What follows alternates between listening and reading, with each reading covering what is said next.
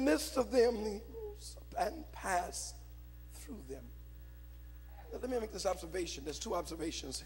See, when you're dealing with these people of a Nazareth mindset, you got to understand that you're not going to change their mindset. So you got to stop trying to change the minds of those who you're no longer assigned to. They disqualify for any further service or communication. So when they have proven to Jesus to disqualify themselves, Jesus simply, one text suggests, he blinded them and he walked through the midst of them. He denied them the opportunity to see him any longer. In other words, you got to learn when to keep it moving.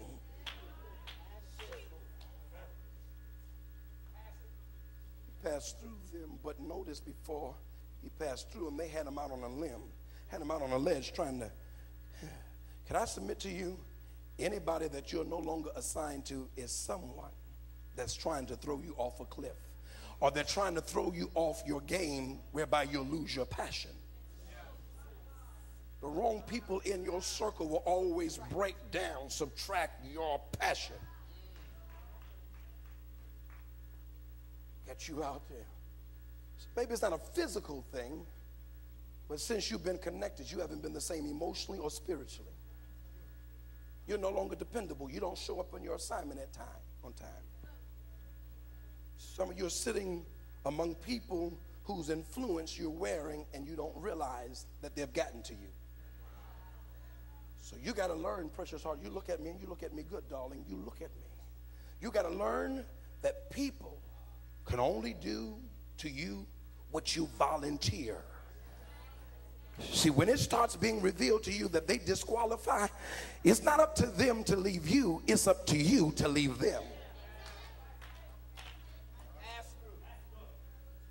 Jesus didn't hang around and debate about it. Now if Jesus, look at me, precious, if Jesus is our perfect example, he didn't stay around and debate about it. Is this where I belong? The Bible says that when he came unto his own and they received him not, he passed through them, but to them that received him, he gave them the power to become the sons of God. Stop trying to force your pearls, your treasures on swine. There's some folk who become venomous to you. So why are you hanging around to defame them? You're going to get bit in the mouth. So you got to know when it's time to quit them. If your destiny, look at me, girl, if your destiny is important, you got to stop talking about it and do something about it. And stop talking about it and they'll stop talking you out of your decision. Oftentimes we've made the decision to leave them alone, but we went to them or somebody like them who convinced us to stay, and that's why it's getting worse.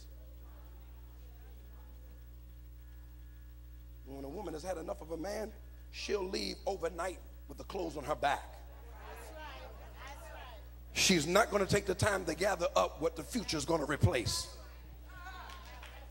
If you can get to your place of destiny, in your destiny will be a replacement of the things you left behind, and there'll be double for the trouble.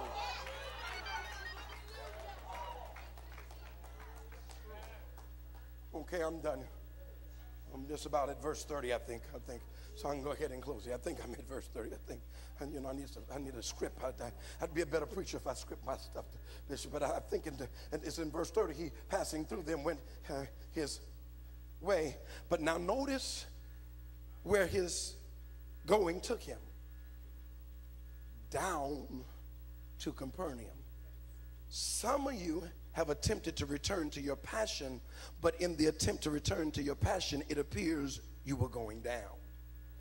It appears that you were digressing and not progressing, and so you would rather stay where you're at, hoping that God's going to add to you where you're at.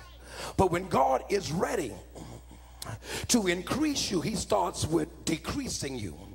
Because the only way up is elimination. And too many of you have been on a launching pad and heard a whole lot of countdowns and saw a whole lot of steam, but you'll fail to launch because of the excessive weight. Let us lay aside every weight and sin. You got too many people in your circle. Too many folk you calling friends that are hidden foes. Notice Jesus is walking alone. Jesus in the text is walking alone. Because he's discerning that those with him don't have his back. They would rather live in the conspiracy of his conception than the power of his baptism. You'd rather talk about what I used to do while others are receiving from the power of my baptism. See, you heard about my fall at 6 o'clock. But where were you at 7 o'clock? When I fell on my face and said, God, I'm sorry. And somewhere between 7:30 and 8 p.m., God restored me and increased me. So while you stuck at the events at 6 o'clock, I'm moving from 8 o'clock to 9 o'clock because there's a double portion on me. Because I'm playing catch up. Playing catch up. Somebody look up and say, God, with this chance, I'm going to make good on my vow. I told you I would, and I'm sorry. Say, I told you I would, but I'm sorry that I allowed distractions to take me off course. But since you brought me to this realization today, I'm returning to my place of assignment along with this passion, and I'm going to make good on it. And I promise you, God, I'm going to make the devil regret that he put his hands on me. I'm going to make the devil regret that he ever touched me, because I have a charge to keep out.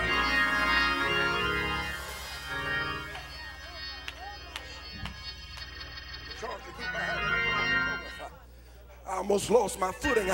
I was sitting up in a position, sitting up in a special seat, but I didn't have any passion. And the truth of the matter is, even though I was acknowledged, I know I was retarded. I know I had fallen back. I know I'm all dressed up, but the reality is I'm merely camouflaging the fact that I'm going through something. But I got news tonight. This is an exit night. You're getting ready to come out of what secretly that's been stalling you. Nothing worse than a locomotive to be on the track making all that noise but have no steam to move the locomotive, doing all that whistling but ain't moving. Sit down and I'm done. Here it is. Let me finalize my point. I used to be a good preacher. Don't not invite me back. I used to be a good preacher. You see, you know, I used to be. So please have me back. I promise. Okay, so. Bishop. So, and he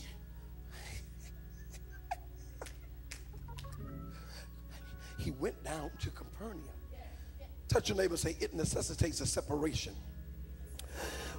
which can only be accomplished by relocation. See, some of you claim you've separated, but you're still attending the same place. So you're still being influenced, and worst of all, you're under the curse of where you should have moved from.